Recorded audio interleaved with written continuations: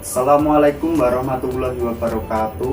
Perkenalkan, saya Ali Nuril Huda, NIM C06180005. Di sini saya akan menjelaskan tentang still life. Still life itu lukisan yang menggunakan benda-benda yang disusun rapi dan unik. Sejarah lukisan still life, meskipun lukisan benda telah ada sejak Mesir kuno dan Yunani, lukisan kehidupan masih sebagai bentuk seni yang unik, berasal dari seni barat pasca Renaissance. Di Mesir kuno, orang melukis benda-benda dan makanan di makam dan kuil sebagai persembahan kepada para dewa. Nah, di sana itu orang melukis itu menggunakan benda-benda yang ada seperti piring, gelas, sendok, ataupun garpu yang akan di-sketch atau dilukis dalam media kanvas, ataupun bisa juga dengan kertas gambar dan lain-lain.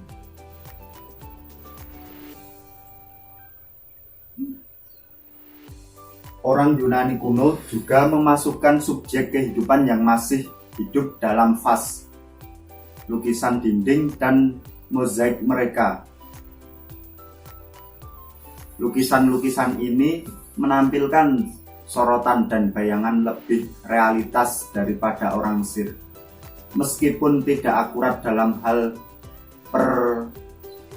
perspektif, lukisan still life menjadi bentuk seni tersendiri di abad ke-16 dan ke-17. Lukisan panel karya seniman Venesia Jacopo de Barbari pada tahun berapa ya? Dulu kayaknya ada tahun 1440 sampai 1516. Sampai sekarang dipajang di Museum Alte Pinakothek Munich. Dianggap oleh banyak sejarawan sebagai kehidupan pertama yang sesungguhnya. Lukisan itu yang selesai pada tahun 1504 menggambarkan sebuah ayam hutan yang mati dan sepasang sarung tangan besi atau sarung tangan. Menurut film dokumenter BBC, Appelbeer dan Cat, cara membuat lukisan still life, lukisan itu dengan keranjang buah Calvarigo atau keranjang buah yang dulu yang dicat pada tahun 1597. Diakui sebagai karya besar pertama dari genre kehidupan barat yang masih hidup. Dan pada ketinggian lukisan still life datang pada abad ke-17 di Belanda. Seniman seperti Jan Brauk dan Peter Klaus serta yang lainnya melukis gambar bunga dan tabel bunga yang mewah, yang mana lukisan itu disusun seperti ada bunga, ada vas bunga, dan kain perca ataupun kain-kain yang unik untuk dilukis, yang digambar dengan realistis, yang syarat dengan mangkuk buah dan permainan mewah. Lukisan-lukisan ini merayakan musim dan mencerminkan minat ilmiah zaman di dunia alam. Mereka juga sebagai simbol status dan sangat dicari. Banyak seniman menjual karya mereka melalui pelelangan ataupun juga seminar dan pameran di masyarakat. Selanjutnya mengenai teknik, yang pertama adalah teknik arsir searah. Teknik arsir searah ini kita menggunakan pensil dengan penekanan yang pelan-pelan terlebih dahulu. Kita ambil dari segi kiri, kita arsir dengan pelan-pelan sesuai dengan arah arsir yang kita gunakan, yaitu menggunakan searah mulai dari atas sampai bawah dengan penekanan yang semakin tipis semakin keterang. Kita gunakan yang paling pojok sendiri itu kita tebelin supaya kita dapat melihat gelap terang dari arah cahaya tersebut. Kita kandeli bagian bawah dan kita rapikan sesuai dengan arah cahaya.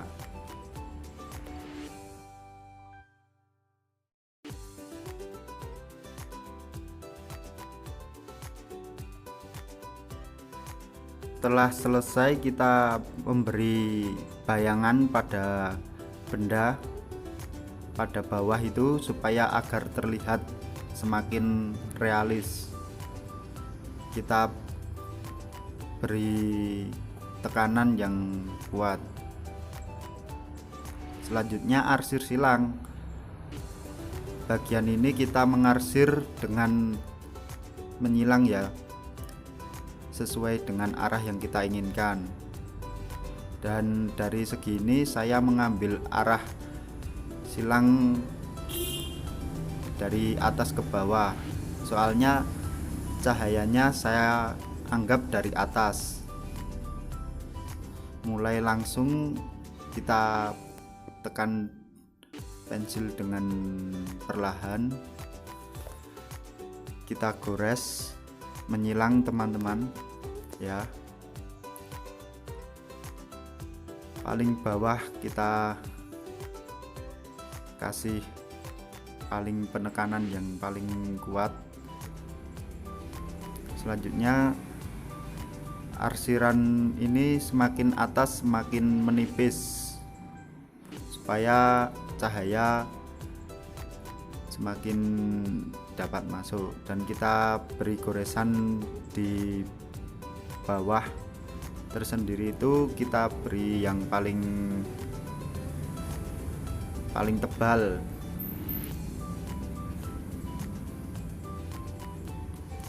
agar menjadi seperti realis.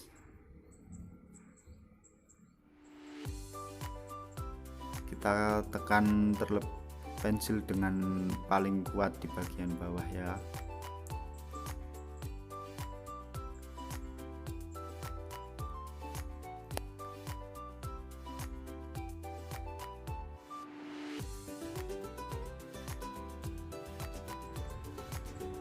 Setelah selesai, kita beri bayangan dari bawah supaya kita bisa melihat objek yang dari cahaya atas.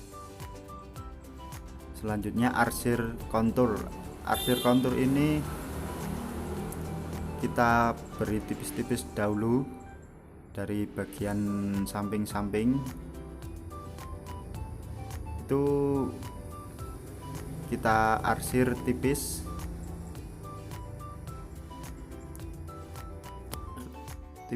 terlebih dahulu dari atas, karena ini arah cahayanya dari depan dan kita gores perlahan-lahan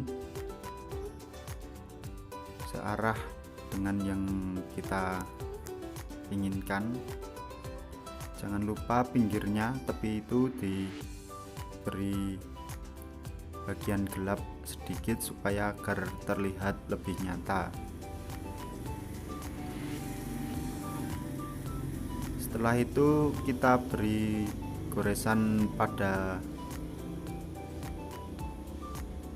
pinggir tepi-tepi yang agak tebal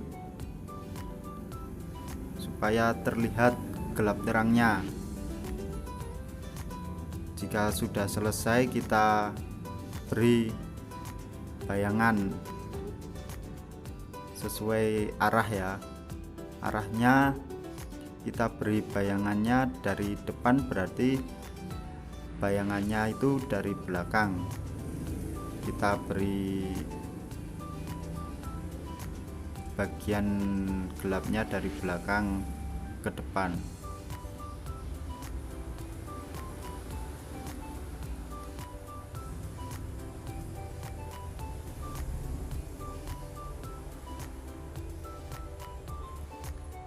Sesuai dengan arah ya teman-teman.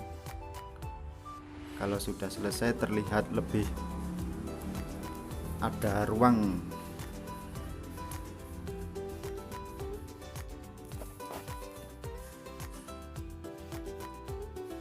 Selanjutnya ini adalah teknik acak. Teknik acak yaitu teknik dengan tidak seirama, bisa dengan silang, bisa dengan titik-titik, ataupun dengan bulat-bulat. Teknik acak ini kita dari arah cahaya dari atas ke bawah, kita beri tekanan dari bawah supaya paling bawah itu paling gelap. Selanjutnya menjadi lebih ke atas itu lebih terang, dan goresannya pun lebih kita tekan lebih rendah. Jika sudah, kita beri bayangan dari bawah ya, seperti yang gambar-gambar yang lain.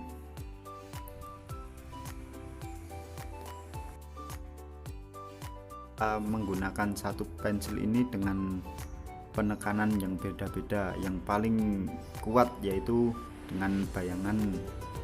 Tekanan itu semakin menipis semakin lebih terang, semakin terang, dan goresannya pun semakin tidak jelas dan akhirnya pun terang.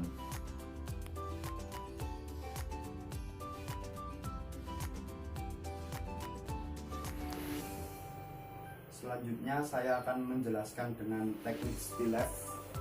Teknik still life ini yang pertama yaitu pengamatan. Dalam pengamatan kegiatan, kita mengenali objek terlebih dahulu, seperti bentuk-bentuk benda yang akan kita buat itu. Kalau kendi ya harus kita sketch seperti lingkaran terlebih dahulu, dan kita susun saat kita gambar. Yang kedua itu sketsa, gambar dasar. Gambar yang belum jadi, kita sketch barang-barang yang sudah kita susun dengan menggunakan petelot ataupun juga bisa dengan cat yang tipis terlebih dahulu. Yang ketiga selanjutnya menentukan gelap terang. Nah, ini paling penting, yaitu menentukan gelap terangnya. Arah cahaya itu harus kita perhatikan terlebih dahulu, sebab dalam pembuatan still life ini arah cahaya itu sangat berpengaruh dalam pengerjaan. Selanjutnya kita membentukkan teknik kita ya menyesuaikan dengan peralatan yang ada. Seperti kalau kita adanya pensil ya kita menggunakan pensil sketch terlebih dahulu. Selanjutnya kita jika mempunyai cat atau pun juga yang lainnya seperti cat akrilik, cat poster ataupun cat air, Nah, kita menggunakannya tipis-tipis terlebih dahulu. Sentuhan akhir dengan memberikan penekanan pada karya dengan teknik yang kita punya, yaitu dengan finishing. Langkah selanjutnya menggambar bentuk. 1. Dalam pengamatan, dalam kegiatan kita harus mengenali gambar. Yang kedua, sketsa. Selanjutnya kita menggunakan teknik menggambar bentuk. Yang pertama itu teknik linier. Teknik linier merupakan teknik menggambar dengan menjadikan garis sebagai unsur utama. Yang kedua, kita mengeblok, merupakan cara menggambar dengan menggunakan satu warna. Yang ketiga, kita menggunakan teknik arsir. Teknik arsir merupakan cara menggambar dengan garis-garis yang sejajar ataupun yang menyilang untuk menentukan gelap terang. Yang keempat itu menggunakan teknik busel. Teknik busel merupakan cara menentukan gelap terang pada gambar dengan menggoreskan pensil dalam posisi miring atau rebah. Yang kelima, teknik pointillis, yang mana teknik ini merupakan cara menentukan gelap terang dengan menitik-nitik gambar yang mulai dari gelap menjadi titik-titiknya itu semakin rengket ataupun padat, dan yang paling terang kita dengan teknik titiknya itu semakin renggang. Yang keenam itu teknik akuarel, yang mana cara dengan menggunakan sapuan-sapuan tipis seperti menggunakan pewarna cat air ataupun yang cat-cat yang tembus pandang. Dengan itu kita bisa menggunakan cat akrilik tapi yang sangat cair, sangat cuer, yang banyak airnya. Selanjutnya yang ketujuh, teknik plakat. Teknik plakat merupakan cara menggambar menggunakan cat air ataupun cat akrilik dan juga cat poster. Itu dengan menggunakan catnya itu dengan tebal yang menghasilkan tampak pekat dan menutup pada gambar-gambar yang kita buat. Selanjutnya, apabila ada kesalahan dan tutur kata yang kurang berkenan, maka saya sendiri mohon maaf yang sebesar-besarnya. Wassalamualaikum warahmatullahi wabarakatuh.